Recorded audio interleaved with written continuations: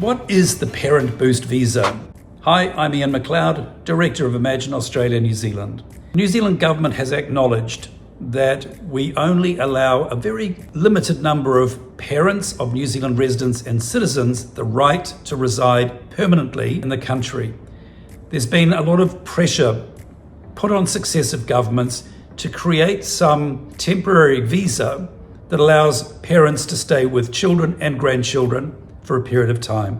And that's what this Parent Boost Visa allows. It's essentially a visitor visa. Initially valid for 5 years, and it's possible to renew it for a second 5. But as with all of these visas, it's going to be far more complicated than what most people expect, and it's not going to be cheap by any stretch either.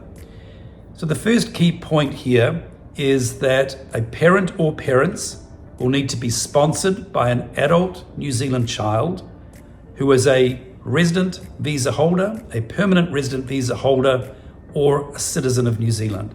That child must be ordinarily and permanently resident here, and that child must remain in New Zealand while mum and dad are in New Zealand. In terms of cost, it's going to be $3,100, that's New Zealand dollars, for an application, whether that covers one parent or both. The next really important point is the government is basically saying to parents, you will do a very stringent medical examination before we give you this visa. If you fail it, you will not be granted the visa.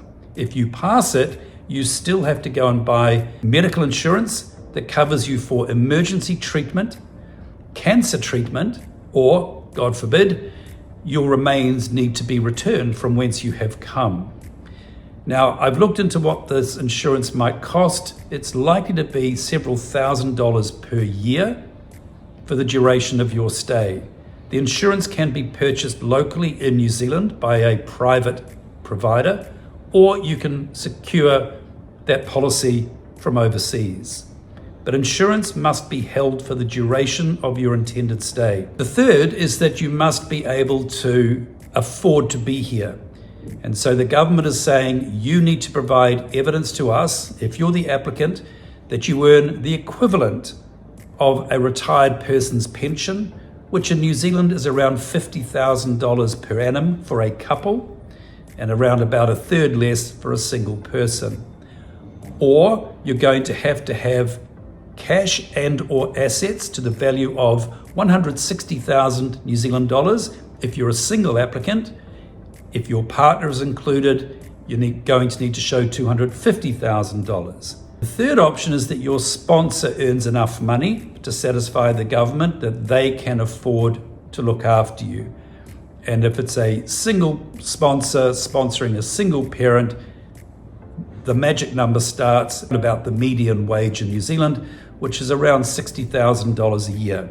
So the government's not actually asking an awful lot of people in terms of being able to support themselves or have a sponsor who can. The next thing you need to understand is that the initial visa, whilst valid for up to 5 years, is going to require after 3 years in New Zealand that you leave the country and complete another medical. And if you fail that medical, they're not going to allow you back into the country. Think about that for 30 seconds. If you pass the medical, you'll return to New Zealand and complete the balance of your 5 years on the visa. You can then rinse and repeat and do the whole thing all over again. New application fee, new medicals, new evidence that you can support yourself or you will be supported in New Zealand.